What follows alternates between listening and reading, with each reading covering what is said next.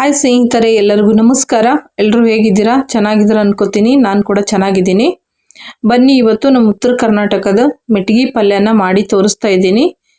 ಯಾವ ರೀತಿ ಮಾಡೋದಂತ ನೋಡೋಣ. ಅದಕ್ಕಿಂತ ಮುಂಚೆ ನಮ್ಮ ಚಾನಲ್ ಇನ್ನೂ ಯಾರೆಲ್ಲ ಸಬ್ಸ್ಕ್ರೈಬ್ ಮಾಡಿಲ್ಲ, ಸಬ್ಸ್ಕ್ರೈಬ್ ಮಾಡಿರಿ. ಹಾಗೆ ಪಕ್ಕದಲ್ಲಿರೋ ಬೆಲ್ ಐಕನ್ನು ಒತ್ತಿರಿ. ಹಾಗೆ ಈ ಪಲ್ಯ ಯಾರೆಲ್ಲ ಮಾಡಿದ್ದೀರಾ ಕಮೆಂಟ್ ಮಾಡಿ ತಿಳಿಸಿ, ಯಾರಿಗೆಲ್ಲ ಗೊತ್ತು ಅಂತ. ಕೆಲವೊಬ್ಬರಿಗೆ ಗೊತ್ತಿಲ್ಲ ಮೆಟ್ಗಿ ಕಾಳು ಅಂದರೆ, ಕೆಲವೊಬ್ಬರಿಗೆ ಗೊತ್ತಿರುತ್ತೆ. ಉತ್ತರ ಕರ್ನಾಟಕ ಕಡೆನೇ ಎರಡು ಸೈಡಲ್ಲಿ ಎರಡು ರೀತಿ ಹೆಸರು ಹೇಳ್ತಾರೆ ಇದಕ್ಕೆ. ಬಿಜಾಪುರ ಸೈಡ್ ಬಂದ್ಬಿಟ್ಟು ಇದಕ್ಕೆ ಮೂಗ್ನಿ ಕಾಳು ಅಂತಾರೆ, ಯಾದಗಿರಿ ಕಡೆ ಮೆಟ್ಗಿ ಕಾಳು ಅಂತಾರೆ. ಇದನ್ನ ನೀಟಾಗಿ ಕೆಂಪಾಗೋವರೆಗೂ ಹುರ್ಕೋಬೇಕು. ಹುರ್ಕೊಂಡಾದ್ಮೇಲೆ ನೀರು ಕಾಯ್ಸಕ್ಕಿಟ್ಟಿದೆ ಕುಕ್ಕರಲ್ಲಿ, ಅದಕ್ಕೆ ಹಾಕೊತಾ ಇದ್ದೀನಿ ಕಾಳು. ಇವಾಗ ಹಾಕೊಂಡ್ಬಿಟ್ಟು ಸ್ವಲ್ಪ ಅರಿಶಿನ ಹಾಕೊಳ್ಳೋಣ. ಅರಿಶಿನ ಹಾಕ್ಕೊಂಡು ಕುಕ್ಕರ್ನ ನಾವು ಕ್ಲೋಸ್ ಮಾಡೋಣ.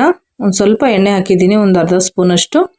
ಕುಕ್ಕರ್ ಕ್ಲೋಸ್ ಮಾಡ್ಕೊಂಡು ಒಂದು 3 ವಿಸಿಲ್ ಹೊಡೆಸ್ಕೋಬೇಕು ನೀಟಾಗಿ. ಸಣ್ಣ ಉರಿ ಇಟ್ಕೊಂಡು 3 ವಿಸಿಲ್ ಹೊಡೆಸ್ಕೊಂಡ್ರೆ ಮೆತ್ತಗೆ ಕುದಿತವೆ. ಸ್ವಲ್ಪ ಗಟ್ಟಿ ಇರುತ್ತೆ, ಹಾಗಾಗಿ ಸ್ವಲ್ಪ ನೀಟಾಗಿ ಕುದಿಸ್ಕೋಬೇಕು ಸಣ್ಣ ಉರಿ ಇಟ್ಕೊಂಡು. ಇದಕ್ಕೆ ಈರುಳ್ಳಿಯಿಂದ ಒಗ್ಗರಣೆ ಮಾಡಬೇಕು, ಹಾಗಾಗಿ ಈರುಳ್ಳಿನ ನಾನಿಲ್ಲಿ ಕಟ್ ಮಾಡ್ಕೊಂಡಿದ್ದೀನಿ ನೋಡಿ. ಹಾಗೆ ಮೆಣಸಿನ್ಕಾಯಿನ ಕುಟ್ಟಿ ಹಾಕ್ತಾ ಇದ್ದೀನಿ. ಮೆಣಸಿನ್ಕಾಯಿ, ಹಸಿ ಮೆಣಸಿನ್ಕಾಯಿ ಹಾಕ್ಕೊಂಡು ಮಾಡ್ಕೊಂಡ್ರೆ ಪಲ್ಯ ತುಂಬ ಚೆನ್ನಾಗಿರುತ್ತೆ. ಸ್ವಲ್ಪ ಉಪ್ಪು ಹಾಕ್ಕೊಂಡು ಕುಟ್ಕೊಂಡ್ಬಿಡೋಣ ಹಸಿ ಮೆಣಸಿನ್ಕಾಯಿನ, ಅಂದರೆ ಘಾಟ್ ಬರಲ್ಲ ಅಂತ ಉಪ್ಪು ಹಾಕೋಬೇಕು. ಹಾಗೆ ಕುಟ್ಟಿದ್ರೆ ಘಾಟ್ ಬರುತ್ತೆ ಮೆಣಸಿನ್ಕಾಯಿದು. ಹಾಗಾಗಿ ನೋಡಿ, ಇವಾಗ ಕುಟ್ಟಿದ್ದೀನಿ ಮೆಣಸಿನ್ಕಾಯಿನ.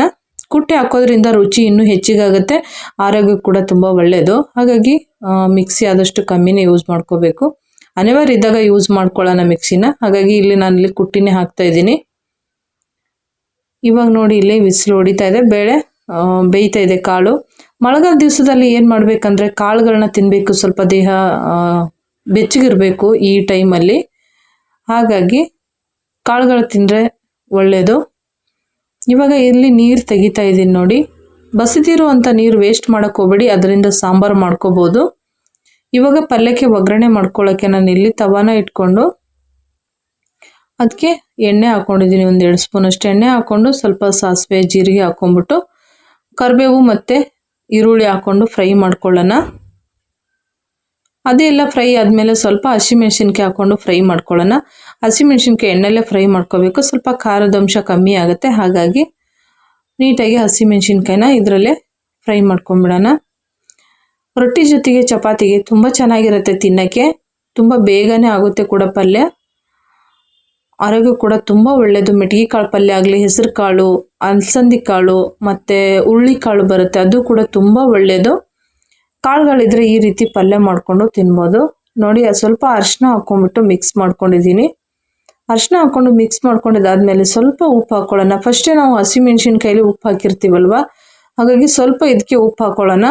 ಉಪ್ಪು ಹಾಕ್ಕೊಂಡ್ಬಿಟ್ಟು ಚೆನ್ನಾಗಿ ಮಿಕ್ಸ್ ಮಾಡ್ಕೊಳ್ಳೋಣ.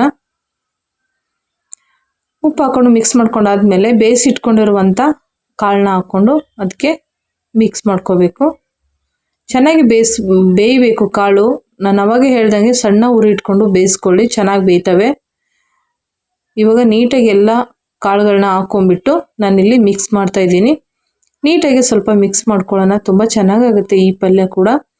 ಆವಾಗಿನ ಕಾಲದಲ್ಲಿ ಜಾಸ್ತಿ ಮಾಡ್ತಾಯಿದ್ರು, ಇವಾಗ ಸ್ವಲ್ಪ ಕಮ್ಮಿ ಆಗಿದೆ ಕಾಳುಗಳ ಪಲ್ಯ. ತರಕಾರಿ ಎಲ್ಲ ಜಾಸ್ತಿ ತಿನ್ನೋದು. ಎಷ್ಟು ತರಕಾರಿ ತಿಂತಾರೋ ಅದೇ ಥರನೂ ಕಾಳಿನ ಪಲ್ಯ ಕೂಡ ತಿನ್ನಬೇಕು, ತುಂಬ ಒಳ್ಳೆಯದು. ಕಾಳಿನ ಪಲ್ಯ ತಿನ್ನೋದ್ರಿಂದ ತುಂಬ ಬೆನಿಫಿಟ್ ಇದೆ. ಹಾಗಾಗಿ ಕಾಳಿನ ಪಲ್ಯ ಕೂಡ ನೀವು ಮಾಡಿಕೊಂಡು ಅವಾಗ ತಿಂತಾ ಇರಿ. ನಾನು ಎತ್ತಿಟ್ಕೊಂಡಿರುವಂಥ ನೀರನ್ನ ಹಾಕ್ಕೊತಾ ಇದ್ದೀನಿ. ಬೇರೆ ನೀರು ಹಾಕೋದು ಬೇಡ, ಅದೇ ನೀರು ಹಾಕ್ಕೊಂಡ್ರೆ ನಮ್ಗೆ ಕುದಿಯೋಕ್ಕೆ ಸರಿ ಹೋಗುತ್ತೆ. ಅದನ್ನ ಸಾಂಬಾರು ಕೂಡ ಮಾಡ್ಕೋಬೋದು, ಇಲ್ಲಾಂದರೆ ಅದಕ್ಕೆ ಹಾಕಿ ಕೂಡ ಕುದಿಸ್ಕೋಬೋದು. ನಾನಿಲ್ಲಿ ಸಾಂಬಾರು ಮಾಡ್ತಾ ಇಲ್ಲ, ಹಾಗಾಗಿ ಅದರಲ್ಲೇ ಹಾಕ್ಕೊಂಡು ಕುದಿಸ್ಕೋತಾ ಇದ್ದೀನಿ. 2 ನಿಮಿಷ ಕುದಿಸ್ಕೋಬೇಕು ಚೆನ್ನಾಗಿ ನೋಡಿ. ಇವಾಗ 2 ನಿಮಿಷ ಕುದ್ದಿದೆ. ತುಂಬ ರುಚಿ ಕೊಡುತ್ತೆ, ತಿನ್ನೋಕ್ಕೆ ತುಂಬ ಟೇಸ್ಟಿಯಾಗಿರುತ್ತೆ ನೋಡಿ. ಕಾಳಿನ ಪಲ್ಯ ರೆಡಿಯಾಗಿದೆ. ಆರೋಗ್ಯಕ್ಕಂತೂ ತುಂಬ ಒಳ್ಳೆಯದು ಈ ಪಲ್ಯ. ನಿಮಗೆಲ್ಲರಿಗೂ ಈ ಪಲ್ಯ ಇಷ್ಟ ಆಗಿದೆ ಅನ್ಕೋತೀನಿ. ಯಾರಿಗೆಲ್ಲ ಇಷ್ಟ ಆಯಿತು ಒಂದು ಲೈಕ್ ಮಾಡಿ. ಮತ್ತು ಇದೇ ಥರ ಹೊಸ ರೆಸಿಪಿಗಾಗಿ ತುಳಜಾ ಅಡುಗೆ ಮನೆ ಚಾನಲ್ನ ಸಬ್ಸ್ಕ್ರೈಬ್ ಮಾಡ್ಕೊಳ್ಳಿ. ಹಾಗೆ ಪಕ್ಕದಲ್ಲಿರೋ ಬೆಲ್ ಐಕನ್ನು ಒತ್ತಿ. ರೆಸಿಪಿ ಅನಿಸಿಕೆನ ಕಮೆಂಟ್ ಮಾಡಿ ತಿಳಿಸಿ. ನೀವು ಕೂಡ ಈ ರೀತಿ ಪಲ್ಯ ಅವಾಗವಾಗ ಮಾಡಿಕೊಂಡು ತಿನ್ನಿ. ಮತ್ತು ನಿಮ್ಮ ರಿಲೇಷನ್ ಕೂಡ ಈ ರೆಸಿಪಿನ ಶೇರ್ ಮಾಡಿ. ಇದು ಉತ್ತರ ಕರ್ನಾಟಕದ ಊಟ ನೋಡಿ. ಶೇಂಗಾದ ಹಿಂಡಿ, ಖಾರ ಹಿಂಡಿ ಮತ್ತು ಮೊಸರು, ಚಪಾತಿ, ಕಾಳಿನ ಪಲ್ಯ.